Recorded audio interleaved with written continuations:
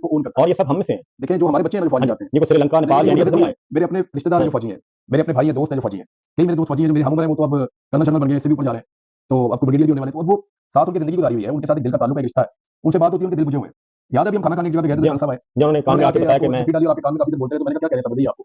तो उन्होंने मुझे मुड़ के बताया, उन्होंने कहा जी मैं मिलिट्री में कर्नल हूँ, मैं काम से यहाँ पे आया हूँ, मैं माफी मांग सकता हूँ आप लोगों से, और मैं क्या कर सकता हूँ। जी तो मैंने कहा नहीं हमें आपसे हमदर्दी है। तो उसने कहा नहीं साहब, अब बहुत देर हो गई है, हमें बड़ी तकलीफ होती है इस बात की कि इस यूनिफॉर्म को हम पहन के निकलते थे, हमें बड़ी रिस्पेक्ट मिलती थी, ऐसा ही है। लेकिन चंद लोगों के गलत फैसलों ने वो इज्जत जो है ना वो छीनी है, और वो तकलीफ होती है। देखिए इदारा किसी एक आदमी का नहीं है, एक आदमी या चंद लोगों ने आके इदारे को बदनाम जरूर किया काली भेड़ों ने, मैं आपको बताऊं लेकिन जी, ये कौम ने अपने खून पसीने की कमाई से इतना बड़ा ताकतवर इदारा बनाया। और बहुत ज्यादा जो जहर है, यानी कि मैं लफ्ज नहीं बोलना चाह रहा वो वाला। जब आप छोटे डाकुओं के साथ ठीक मिलते है, हैं तो लोग आपको वैसे ही देखेंगे। 9 मई आपका, 26 नवंबर मुरीद के, आजाद कश्मीर, और 8 फरवरी का इलेक्शन वो चोरी। ताकत दुश्मन के खिलाफ तो इस्तेमाल करते हैं, हाँ अपने जी, लोगों के खिलाफ ताकत इस्तेमाल नहीं करते। इसके आप फौज को पब्लिक के सामने नहीं लेकर आते, वहां पे यूनिफॉर्म के अंदर लोगों ने गोली चलाई है, वो बड़ी जाती है, नहीं करना चाहिए। ये सब कुछ है, और मेरा ख्याल है कि अभी भी वक्त है और वापस तो जाएगा। मैं आपको सीरियस बात बताऊं, हाँ ये आप कह तो देते हैं अभी भी वक्त है, लेकिन मैं आपको सीरियस बात बताऊं, ये ना जितना पुलों के नीचे से पानी चला गया ना वापस नहीं आना, ये हाँ, बात ना फौजी जनरल को पता है।